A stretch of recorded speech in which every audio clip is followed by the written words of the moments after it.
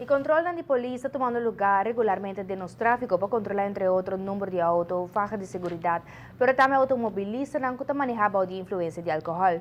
O bebiano é fácil para comprovar isso aqui, nem tampouco com alto nível de álcool tá.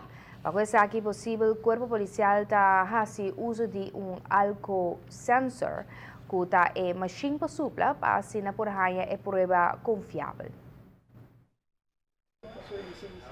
Ora que a polícia sospecha que um automobilista manejava ou de influência, ou viaja na pedir pessoa para supla, para assim por aclarar a dúvida.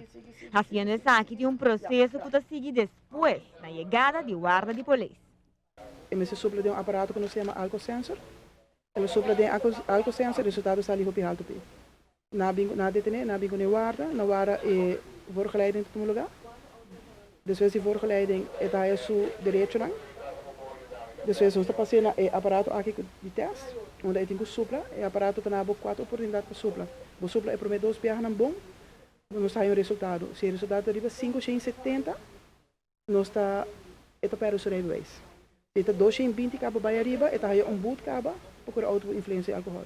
Pero uma vez que passa 570, o rijbewijs hoor que está feito. Então se hoor mandar no Ministério Público, onde o fiscal anda decidir de suas verdades se está aí boot, quanto sangue de boot e se o rijbewijs quer tomar, ou feita aí back.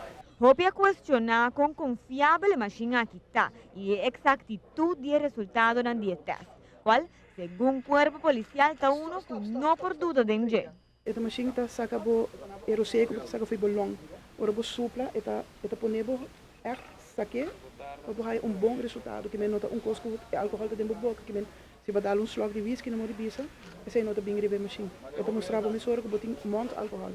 Essa aqui não, botin echt supla, essa aqui foi bolão, bem com nem alto, para não sair o melhor resultado que possível. Ainda houve pessoa nota realizar a problemática de manejar veículo boa influência e a consequência na corpo trânsito. Se você bebe, não stuur, laat outra gente stuur para bo. Bota bolant que não, bota para o rijbewijs, bota chance para o trabalho, bota aí tem problema familiar, bota aí tem toda consequência na conta vai bem com ele. Financeiramente, é também algo duro. Você cada viaja, vou querer repetir aqui, mas alto é bota bem, é bedrag de bota bem, que me não tem nenhum rende para sentar beber álcool e stuur. Com a notícia hoje noite, a mitad de Simon.